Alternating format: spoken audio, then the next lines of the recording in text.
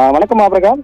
ஆம்பூர் அடுத்த மாதா கடுப்பு பகுதியைச் சேர்ந்தவர் சதீஷ். இவர் மரமேறும் தொழில் செய்து வருகிறார். இவருக்கு திருமணமாகி ஒரு ஆண் மற்றும் 2 பெண் குழந்தைகள் உள்ள நிலையில் சதீஷின் மனைவி ஸ்ரையா கடந்த 10ஆம் தேதி வீட்டில் கோழிக்கறி குழம்பு செய்திருக்கின்றார். அதைத் தொடர்ந்து அந்த குழம்பு அப்படியே இருந்திருக்கின்றன மீதம். அதாவது 12ஆம் தேதி அந்த குழம்பை, அதாவது கோழிக்கறி குழம்பை ஸ்ரையா அதாவது நாய்களுக்கு வைத்திருக்கின்றார்.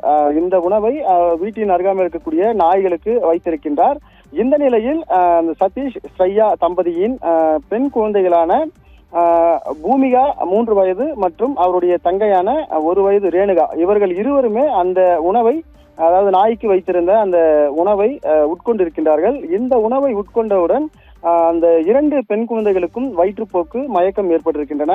இதை அறிந்த பெற்றோர்கள் உடனே 2 பெண் குழந்தைகளையும் மீட்டு ஆம்பூர் அரசு மருத்துவமனைக்கு சிகிச்சைக்காக கொண்டு சென்றிருக்கின்றனர். சிகிச்சைக்காக கொண்டு சென்று மருத்துவமனையில் அனுமதிக்கப்பட்ட நிலையில் 2 பேருக்குமே தீவிர சிகிச்சையானது வழங்கப்பட்டிருக்கின்றன.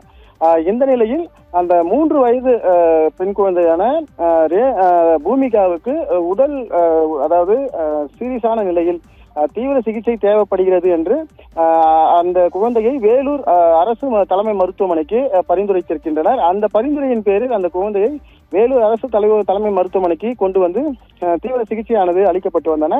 கடந்த 2 நாட்களாக தீவிர சிகிச்சையில் இருந்த அந்த 3 வயது பெண் குழந்தை ரேணுகா நேற்று பார்த்தோம்னால் சிகிச்சை பலனின்றி உயிரிழந்திருக்கின்றார். இந்த சம்பவம் குறித்து ஆம்பூர் காவல்துறையினர் வழக்கு பதிவு செய்து தொடர்ந்து விசாரணை மேற்கொண்டு வருகின்றனர்.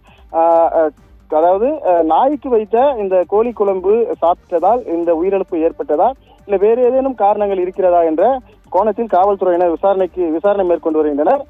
நாய்க்கு வைத்த உணவை உண்ட 3 வயது குழந்தை உடல்நல பாதிக்கப்பட்டு பரிதாபமாக உயிரிழந்த சம்பவம் அப்பகுதியில் பெரும் சோகத்தை ஏற்படுத்தியிருக்கிறது. ஆபிரகாம்.